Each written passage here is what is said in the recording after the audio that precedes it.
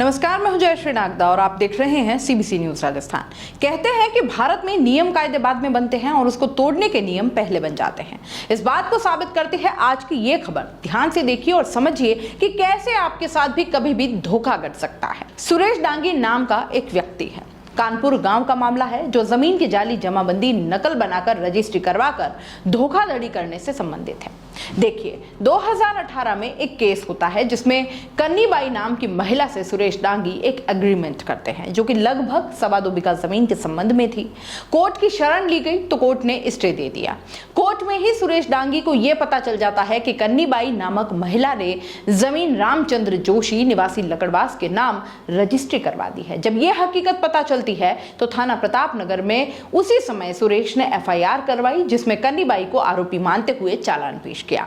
Court का stay 2018 में होने के बावजूद 17 जनवरी 2023 को रामचंद्र जोशी, भेरूलाल उर्फ नवल पिता पारू डांगी, सुंदरलाल पिता रूपलाल डांगी जो कि कानपुर रहते हैं, मदनलाल डांगी निवासी भल्लों का गुड़ा, शोभालाल डांगी ने फर्जी नकल कर कागजात बनवाकर जमीन अपने नाम करवाने में भूमिका अदा की। और बड़ी बात यह है कि इन सभी ने यह जमीन नाम करवाने में अपनी महत्वपूर्ण भूमिका निभाई है। और तो और इन्होंने म्यूटेशन खुलवाने तक के लिए आवेदन किया जिसका विरोध सुरेश डांगी ने पता चलते ही किया तो तहसीलदार ने आवेदन निरस्त कर दिया। जबकि पूर्व अनुसंधान में ये नवल और सुंदरलाल गवाह के तौर पर शामिल थे। मतलब ये कि ये अच्छी तरह जानते थे कि सुरेश डांगी और कन्नीबाई का जमीन का जो मामला चल रहा है वो कोर्ट में है। बावजूद इसके इन्होंने ये हिमाकत कर डाली। अब इसे धोखाधड़ी भी कहें तो गलत नहीं और कोर्ट की अवमानना कहें तो भी गलत नहीं, क्योंकि दोनों ही तरह से ये गलत नजर आ रहे हैं। इन्होंने रजिस्ट्री ऑफिस में एक शपथ पत्र भी जमा करवाया है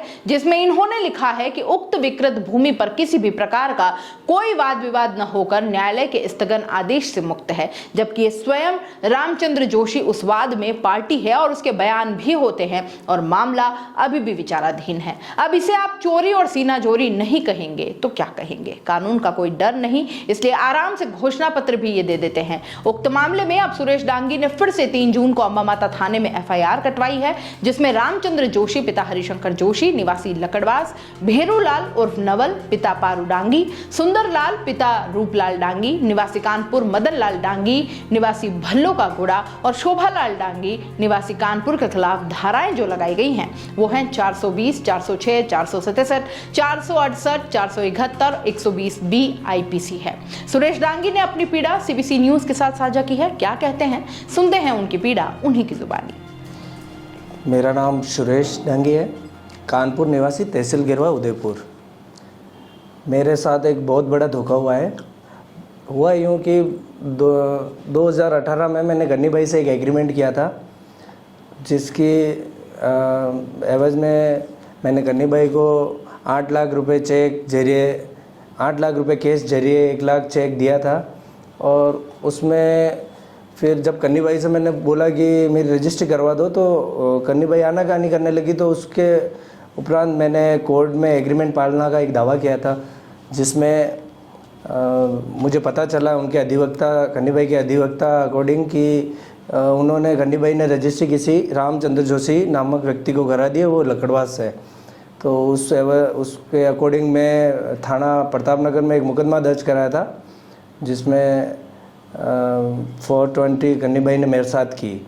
उसमें अनुसंधान में कन्नीबाई के खिलाफ चालान पेश हुआ और फिर मैं जो कोर्ट में जो मैंने एग्रीमेंट पालना का जो दावा पेश किया था उसमें एडीजे 3 न्यायालय एडीजे 3 द्वारा एक प्रकरण संख्या 153/2018 दिनांक 27/10/2021 से मूल वाद के निस्तारण, मूल भूमि की यथास्थिति बनाए रखने हेतु एक स्टे कोर्ट द्वारा दिया था जिसका दाखिला पटवार मंडल में अंकन करवाया मैंने।